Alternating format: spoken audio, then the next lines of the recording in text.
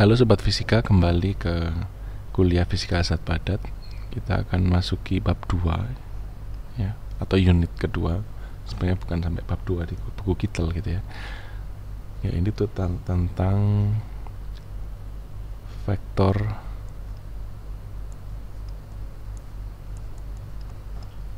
Kisi ya. Translasi.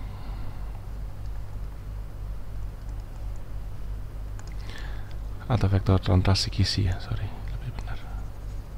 Vektor translasi Kisi. Oke, jadi inti dari crystallite solid ya, yang kemarin kita bahas ya, zat padat kristalin, kristal zat padat gitu ya, adalah dia merupakan zat padat yang memiliki struktur ya, dan struktur itu berulang.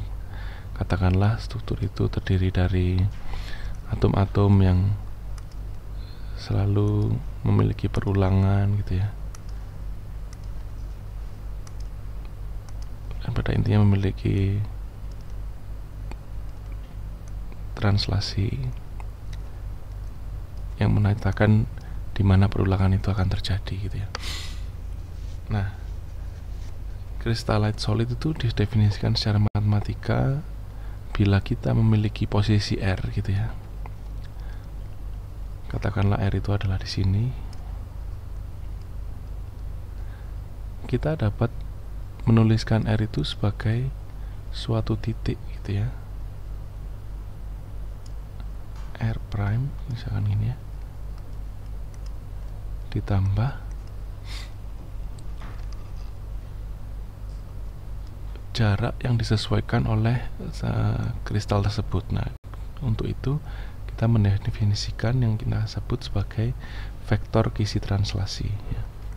Dalam hal ini vektor Kisi translasi misalkan dia ada di 2 atau 3 dimensi gitu ya, maka kita mendefinisikannya sebagai A1, A2, dan A3.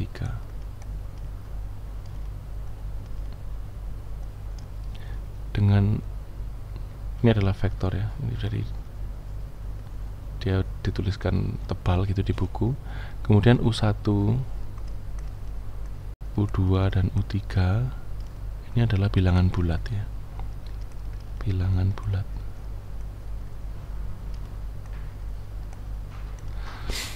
Nah, persamaan ini menyatakan ya, kalau kita dapat menuliskan R itu sebagai R prime gitu ya, ditambah suatu jarak yang periodik gitu ya, itu dituliskan dalam 2 dimensi misalkan A1 dan A2 gitu ya, maka R1 itu akan melihat sekelilingnya sama seperti R prime melihat sekelilingnya gitu ya.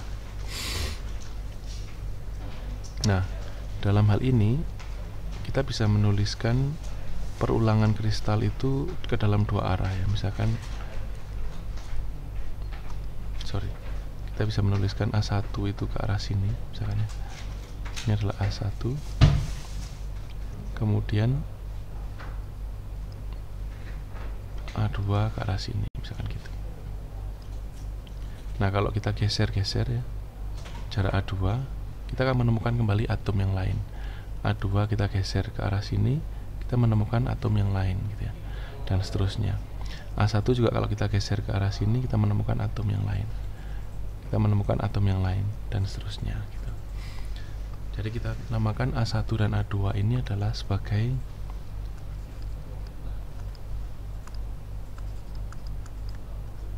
dan juga A3 kalau dia dalam 3 dimensi ya, adalah sebagai vektor translasi Kisi.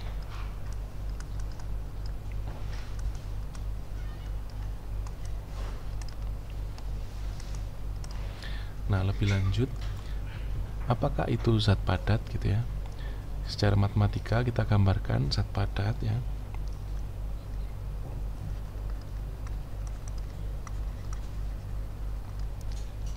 Itu dibentuk oleh 2 entitas ya. Yang pertama adalah Kisi, yang kedua adalah oleh basis. kisi itu adalah suatu struktur ya yang menyatakan ya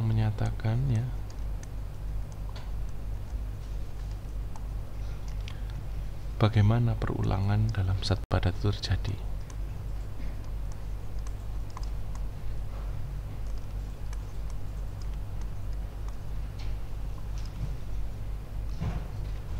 Sedangkan basis adalah komponen gitu ya. Jadi bisa kita tuliskan, mungkin dia berbentuk komponennya berupa atom-atom gitu ya, yang menyusun satu kisi.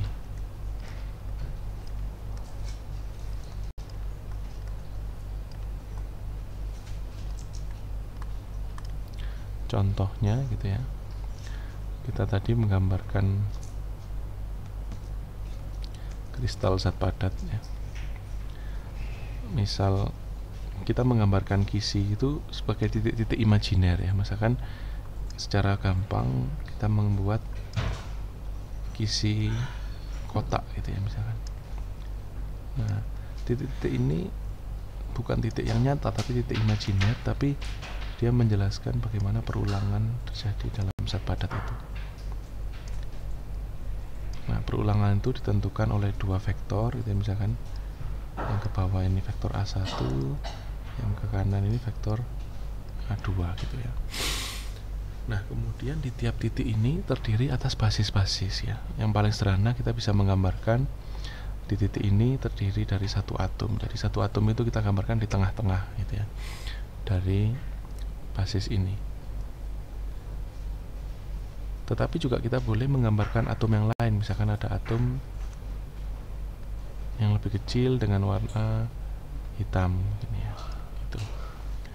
Nah, kalau kita memiliki jarak yang berulang, maka ini akan menyusun satu basis gitu ya.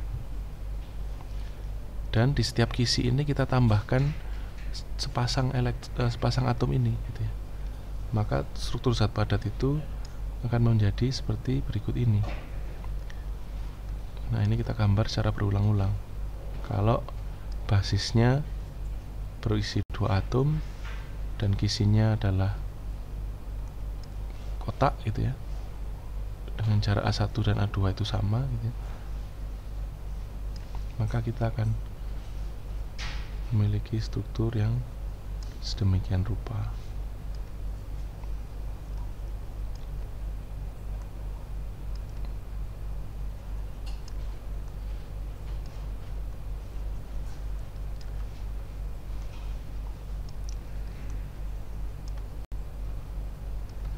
Tentu saja gambar ini tidak sempurna gitu ya, tapi kalau gambar ini sempurna maka jarak antara atom yang tidak diarsir ini adalah A2 gitu ya, dan jarak antara atom yang diarsir ini juga A2 gitu ya, yang secara horizontal. Kalau vertikalnya jaraknya A1 gitu. Nah, ini akan menciptakan yang kita sebut sebagai struktur dari zat padat ya, terdiri dari kisi dan basis. Demikian penjelasan